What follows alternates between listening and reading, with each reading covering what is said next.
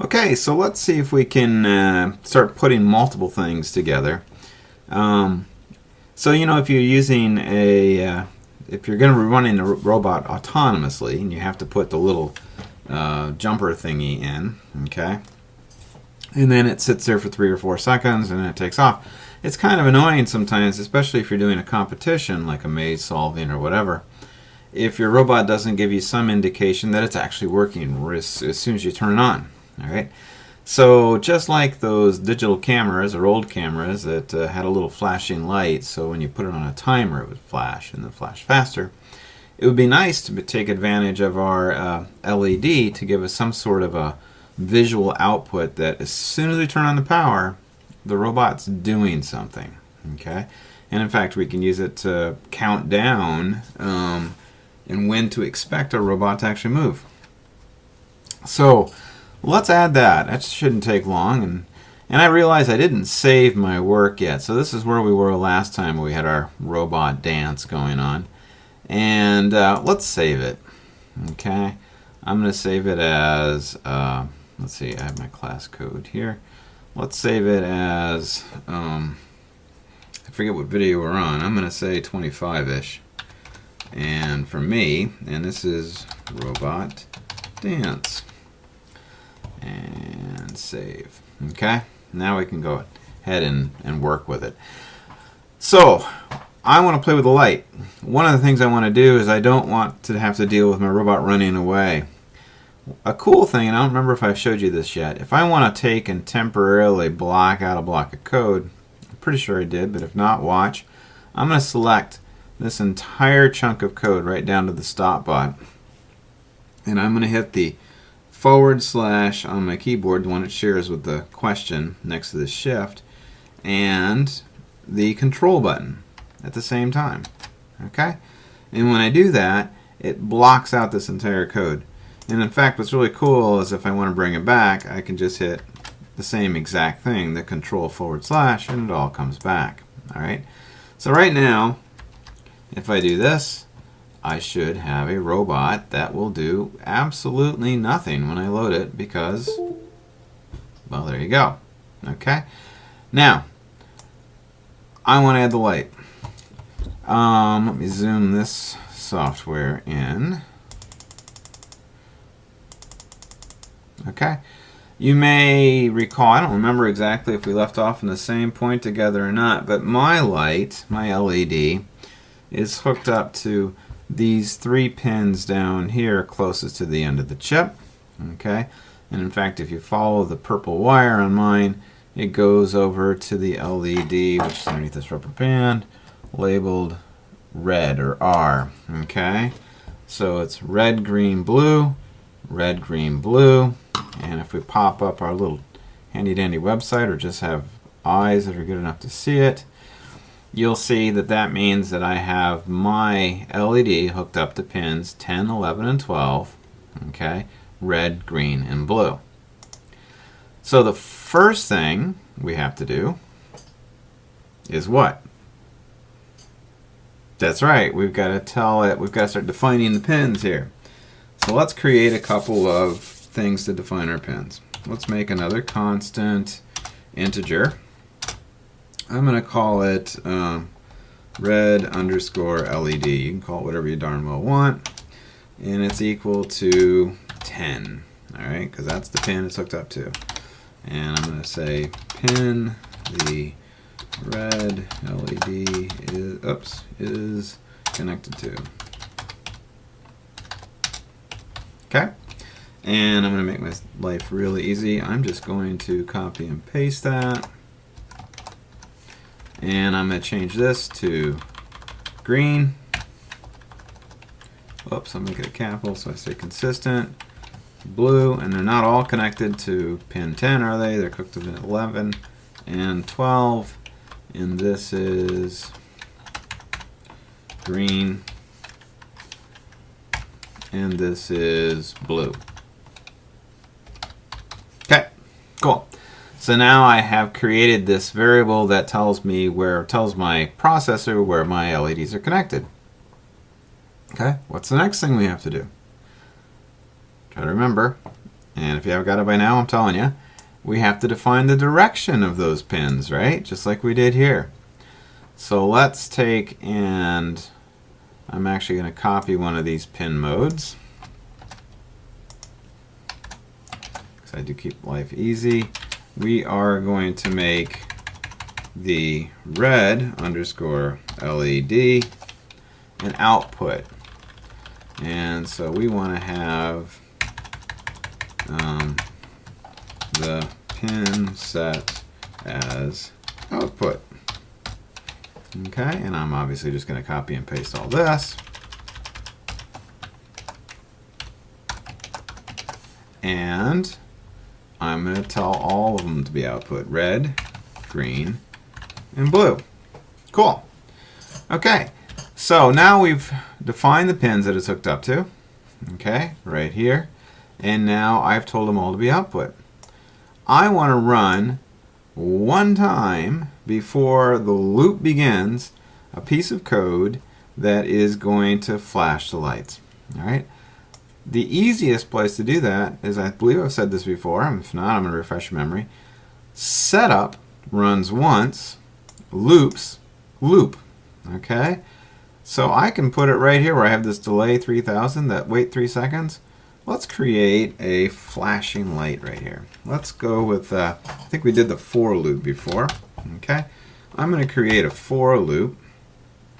I'm going to throw in a variable here, integer I is equal to 0. Let's start at 0. All right. Let's go to I is less than 10. And we're going to go I, where's my plus? Plus plus. And then we're going to have a couple of brackets. Okay. Well, what do we want to do during this time? I want to flash the light. Well, I want to do a digital write. This is going back to the first classes, right? Digital write. What pin? I'm going to flash the red LED. And what am I going to do? I'm going to make it high. Okay. I'm going to hold it there for, let's say 100 milliseconds. Now let's make it 200 milliseconds so we can really see it. Okay. Move this thing out of the way. So I'm going to make it high for 200, and then I have to make it low. I turn it on. I turn it off. Okay? So in theory what's going to happen here is this thing is going to count from 0 to 10, going up by 1 every single time. It's going to turn the light on for 200 milliseconds. It's going to turn the light off for 200 milliseconds. So this should take a total of, not 10 seconds, but let's see, 10 times 200. Oh, that is a really long time. Let's make this 100. 100. Okay? So it's going to turn it on 10 times for 100 milliseconds and turn it off 10 times for 100 milliseconds. So that's 1,000 milliseconds, 1,000 milliseconds. So for a total of 2 seconds, it's going to flash the light on and off. Let's see. It should work fine if we did everything right. And we should see the red light flash 10 times in 2 seconds. Excellent. Okay.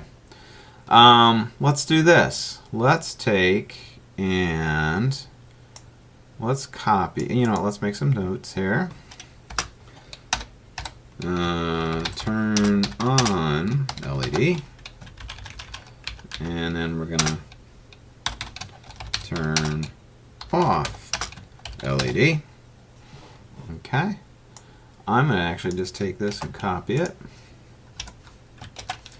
and paste it. And this time we're going to go and make it go faster. Let's make that 50. How about this, actually? You can do whatever you darn well want. I'm changing, you can tell I'm changing my mind all the time. I'm going to make this go flash 5 times for 200 milliseconds apiece.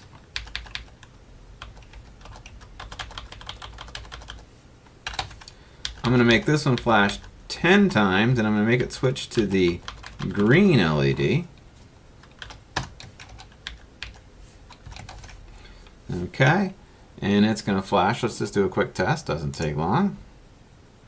So we should see the red one flash 5 times, sort of slowly. The green one flash quickly. Cool. All right. Let's now make all 3. So we get a bright white light. So I'm going to take this, Control C, and I'm going to go like that, and we're going to make this green, red, blue, and let's go for 50. And let's do the same thing here. It's going to turn them on. Let's turn all of them off. And green, red, blue for 50. And let's do that 20 times. Okay.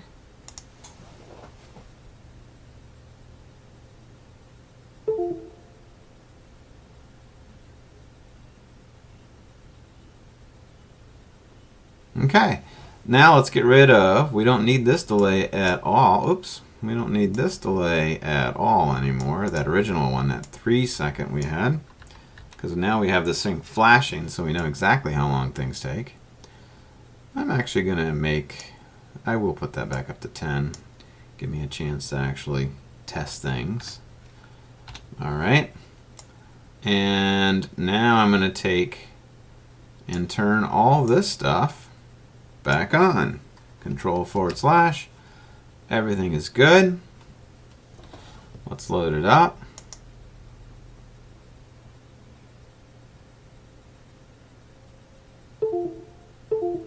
Should get some indicators flashing. Closer. And off go the motors. Okay? Let's watch that in real life. Let's set up this other little camera here. Come on. And boy, it's taking a long time to load.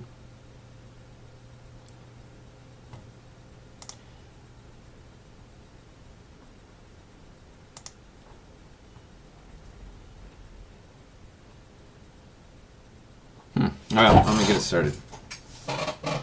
I don't know why that's taking so long. It normally just goes. Setting, USB camera.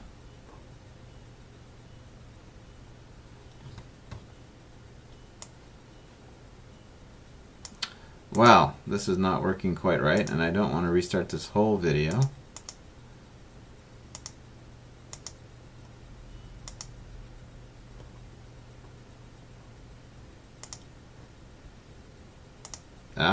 For some reason it can't connect to my thing.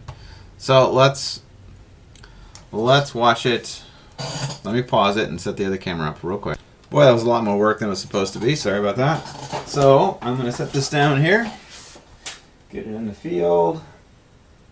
Put on the jumper. And off it goes.